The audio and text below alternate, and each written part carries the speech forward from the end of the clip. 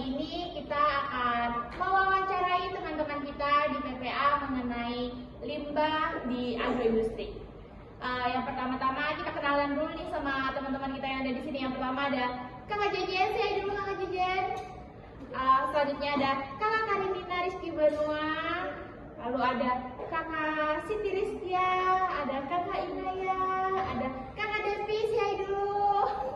Ada Kakak Agustin Giska Agifetian dan saya sendiri sebagai moderator di sini, Intan. Oke, yang pertama-tama nih, menurut kalian kan udah mempelajari tentang apa itu limbah dan bagaimana cara pengolahan limbahnya. Cara pengolahan limbah yang baik tuh gimana sih, disesuaikan sama apanya nih dulu?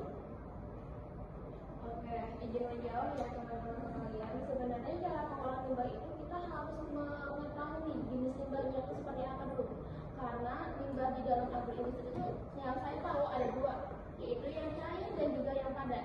Jikalau yang cair itu biasanya kita seperti melakukan filtrasi atau filtrasi, dan biasanya media untuk mengalirkannya itu menggunakan pipa.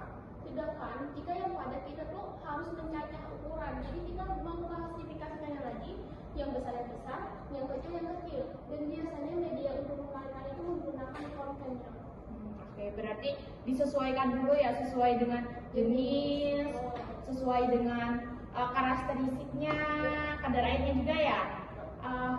Kira-kira setelah yang pada praktikum pertama tuh, yang kalian pelajari itu apa aja sih?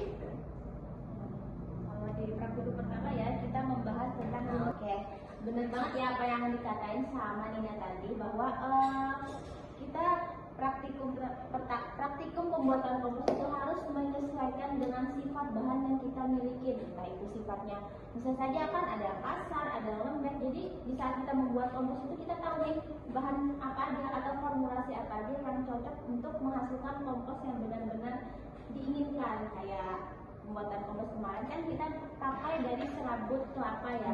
Untuk serabut kelapa sendiri itu kan kering, jadi harus kita sesuaikan dengan bahan selanjutnya itu apa, supaya kompos itu nggak terlalu misalnya nih kayak terlalu banyak entah dari versi sapinya, kan bisa aja komposnya itu bisa jadi kayak lembek karena kebanyakan sih kalau Iya, benar.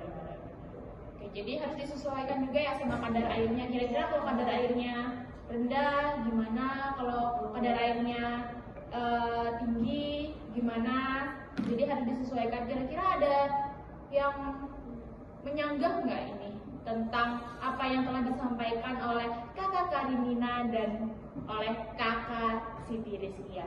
Bener nggak sih kira-kira kalau kompos tuh harus dibedakan dulu secara entah fisiknya, entah wujudnya, entah kadar airnya? Kira-kira gimana nih? Oke, jadi bener ya apa yang dikatakan sama Kakak Karinina sama Kakak Rizky ini, kalau limbah tuh harus dibedakan dulu dari wujudnya, kadar airnya, dan lain-lainnya supaya kita bisa mengolah limbah tersebut dengan cara yang benar, biar nggak salah. Jadi gimana nih menurut Kakak Ina ya tentang hal yang mereka sampaikan ini, kira-kira benar apa enggak atau ada yang harus ditambahkan? Baik. Terima kasih. Bagi aku ada yang perlu ditambahkan. Dari limbah padat sendiri bisa dijadikan biobriket karena liquidnya tidak bisa menguraikan si mikroorganisme. Bagi aku dari limbah padat seperti itu. Oke, berarti kita juga harus membedakan nih, dia ligninnya nih tinggi lignin atau dia rendah lignin, atau berarti yang selulusanya lebih tinggi dia bisa dijadikan limbah begitu ya, benar? Benar. Iya, bisa dijadikan kompos ya. Iya. Oke, berarti yang ligninnya tinggi bakalan kita jadikan biobriket. Oke, apakah ada yang lain tentang pengolahan pada praktikum pertama? Kan kemarin kita udah bikin kompos dengan mengeceknya setiap hari ya, benar? Iya. Kira-kira apa aja nih yang kita kontrol selama masa pembuatan kompos itu? Dari Kak Giska mungkin ada yang mau disampaikan tentang pengecekan pada saat kita mengolah limbah kemarin, pengontrolan setiap harinya apa yang kita kontrol. Baik, terima kasih. Dari hasil, oke, pembuatan kompos sendiri kita harus mengecek dari suhunya, pH dan juga kelembapan. Nah, jadi itu harus diceknya itu pada setiap hari. Dan untuk pengecekan itu ada dua hari sekali itu harus dibalik agar diaduk gitu ya? Diaduk agar suhunya itu merata. Itu kemarin tuh selama berapa hari ya prosesnya kalau boleh tahu? Jadi kemarin itu pada proses kompos itu jadi selama 3 minggu. Oke. Pada saat pembuatan kompos kemarin berarti 3 minggu ya. Kira-kira dengan hasilnya gimana ini? Apakah berhasil atau tidak? Oh iya, kemarin kita pakai apa? Aerobik atau anaerobik kira-kira? Oh, oke, aerobik ya. Bisa ditambahkan Kakak Devi? Jadi kemarin kita tuh pakai aerobik ya. Tapi kan kemarin itu aerobik harusnya dibalik 2 hari sekali ya. Jadi kan kemarin kita tuh 1 hari pasti dibalik, 1 hari pasti dibalik. Iya, setiap hari berarti ya? Iya, itu kan juga bisa Membunuh mikroba? Iya. Ya itu aja sih. Coba dari pihak yang lain gimana ya? Mungkin dari Kakak Jajan ada yang ditambahkan? Jadi karena kita praktikumnya itu kompos dengan cara aerobik, harusnya kan pakai udara. Itu kan dibalik sebelumnya tuh harusnya suhunya tuh 60 sampai 70 gitu kan. Iya, tapi kita kemarin cuma nyampe berapa aja kira-kira? Iya, sih kita kemarin sampai 30. Oh, berarti itu nggak memenuhi standar yang seharusnya jadi kompos ya? Iya. Mungkin kayak ada kesalahan dari awal tekniknya juga. Dari yang awal tuh kita udah balik setiap hari itu juga udah Membunuh bakterinya. bisa. Oke. Kan kita udah bikin kompos nih, dan komposnya bisa dibilang jadi apa nggak sih? Jadi tadi sebenarnya itu tidak sesuai dengan teori yang diajarkan. Oke, berarti ya jadi tapi belum sesuai aja. Mungkin bisa kita coba di lain waktu. Setelah jadi kompos nih, yang kita lakuin kemarin itu apa sih? Kita bikin apa? Turunan setelah kompos itu. Ada yang mau menambahkan atau Kakak Karinina? Terima kasih waktunya. Sebenarnya yang setelah kita lakukan kompos itu, kita melakukan biopot. Kenapa kita melakukan biopot? Mengolah biopot itu sebagai mengurangi limbah dari polybag sendiri. Yang kita tahu dari industri perkebunan itu sangat banyak menghasilkan polybag. Contohnya aja seperti sawit. Sawit itu pasti kalau kita mau menanam harus butuh banyak bibit kan. Nah itu pasti polybag. Sedangkan makanya kami olah biopot yang dimana dia dapat terurai dengan tanah, dan itu pun tidak harus dilepas lagi biopotnya tuh, jadi langsung ditanam aja dari tanah-tanahnya, nanti dia bakal berbaur sendiri dengan tanah. Oke, berarti dengan diolahnya biopot ini juga dapat mengurangi plastik sampah ya. Kira-kira nih kemarin tuh pas kita lagi bikin biopot tuh apa aja sih bahan-bahannya dan gimana cara kita bikin biopot itu? Mungkin dari Devi? Mungkin cara-caranya tuh pertama air kali ya. Apa itu? Bahan yang dipakai itu seperti yang mau kita buat biopot itu seperti tapioka itu dari pakan. Pertama-tama itu apa itu kan ada limbah ada 2, kompos itu ada 2, ada kasar sama halus, jadi itu dibagi dari 2 gitu kan.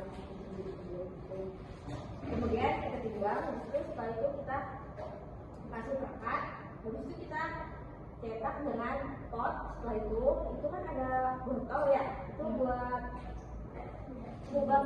Oh, botolnya buat bikin lubangnya gitu, oke. Setelah itu diapain lagi nih? Kayaknya kemarin setelah dicetak itu kita panasin dulu ya di bawah sinar matahari dulu, dijemur sebentar, habis itu baru di oven. Oke. Kira-kira nih kemarin tuh kenapa sih kita perekatnya pakai si tepung tapioka ini? Ada penjelasannya nggak dari Kakak Rizky ya? Kenapa jadi kita memakai si tepung tapioka ini buat bahan perekatnya?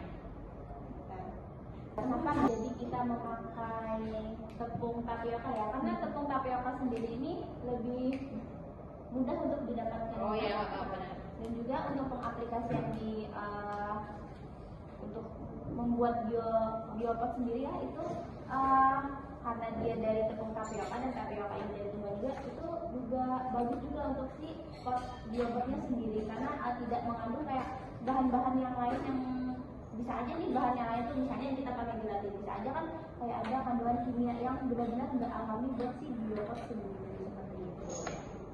Oke, berarti ya selain mudah untuk didapatkan dan harganya juga lebih ekonomis ya daripada gelatin karena kita nanti bisa jadi juga buat skala industri. Jadi yang lebih memadai agar harga si biopotnya ini juga lebih terjangkau buat dan harga jualnya juga lebih terjangkau ya. Jadi semua petani-petani di sini ini bisa membelinya dengan harga yang cukup rendah. Setelah itu kita kemarin tuh ngelakuin uji apa aja ya pas kita selesai di pembuatan biopotnya ini. Kira-kira dari Kak Giska apa aja nih kemarin yang kita lakukan, uji apa aja? Ada biopot sendiri, kemarin ada uji densitas, kekokohan, kadar air, dan daya serap. Oke. Kemarin tuh kita kan pakainya kan timbanya kan dari serabut kelapa nih, apa ya? Itu kemarin ada yang halus, ada yang kasar, dan kita melakukannya juga perekatnya itu beda-beda konsentrasinya. Kira-kira nih yang paling tahan banget sama semua uji ini nih yang mana nih yang nggak rusak? Ada yang mau menambahkan? Mungkin Kakak Jejet? Oke, baik. Dari praktikum kemarin itu yang bagus ada di kompos halus yang perekatnya 20%, terus yang kompos halus juga yang 30% perekatnya. Yang kasar juga rata-rata yang 20 dan 30% itu juga bagus. Pokoknya yang nggak bagus itu yang perekatnya hanya 10%. Kasar ataupun halus. Itu saja. Kayak menanggapi dari beberapa pandangan tentang ukuran biopot tadi ya. Jadi untuk menyadarkan petani untuk beralih ke biopot itu memang nggak mudah, harus dilakukan secara bertahap, perlahan, nggak langsung semua petani harus kita tahu ini langsung harus dialihkan ke biopot, penggunaan biopot. Artinya kayak harus ada kayak kita sosialisasikan dulu nih. Siapa tahu kan petani sekarang tuh masih ada yang belum tahu biopot itu apa gitu, penggunaannya buat apa, penggunaannya buat apa. Jadi harus kita lakukan secara perlahan dan bertahap. Kita beritahukan kepada petani. Dan banyak juga ya petani itu yang nggak tahu kalau dengan penggunaan si polybag ini dapat menyebabkan tadi tanamannya jadi stres, akarnya nggak bisa nembus ke plastik itu ya kan. Oke, jadi berarti cara kita menyadarkan si petani agar beralih dari polybag ke biopot dengan sosialisasi, ada semua pendekatan. Kita kasih tahu nih kelebihan dari biopot ini seperti ini. Bahkan kita bisa bikin biopot sendiri dan bahkan bisa jadi peluang usaha untuk petani itu sendiri membuat biopot. Karena banyaknya limbah industri ya. Tapi sebenarnya kayak pengolahan biopot sendiri itu agak susah ya. Yang kita sendiri aja membuat kompos yang awal-awal beneran kompos itu sudah melenceng dari teori yang harusnya ada kita memberikan air per minggunya untuk memberi istilahnya itu mikroba itu makan atau mengalirkan udaranya tuh tidak boleh sering kan, tapi kita malah melenceng dari teori sehingga kompos yang kita bikin tadi gagal. Tapi ya alhamdulillahnya biopot yang dibikin lumayan oke. Jadi selain dari pemahaman petaninya, cara pengolahan biopot sendiri itu udah lumayan susah. Jadi harus ada pelatihan lah secara mendalam. Selain dari manfaat biopot, kita juga harus ngasih sosialisasi lah istilahnya ke petani bagaimana cara pengolahan kompos dan juga cara mereka mengolah kompos tersebut menjadi biopot dengan benar. Yang akan tadi kan kita harus kayak sosialisasi, kayak wawasan ke orang. Tapi belum tentu orang tuh kayak nerima dan mau. Nah, kayak contohnya kayak industri itu belum tentu ada kayak pengolahan limbahnya. Terus mereka malah lihat kayak ke orang petani kecil nih, jadi kayak mereka yang ngolah. Kakak juga tadi kan ada industri yang tidak mengolah limbah dengan baik, tapi ada juga beberapa perusahaan yang melakukan pengolahan limbah yang tidak menyepelekan.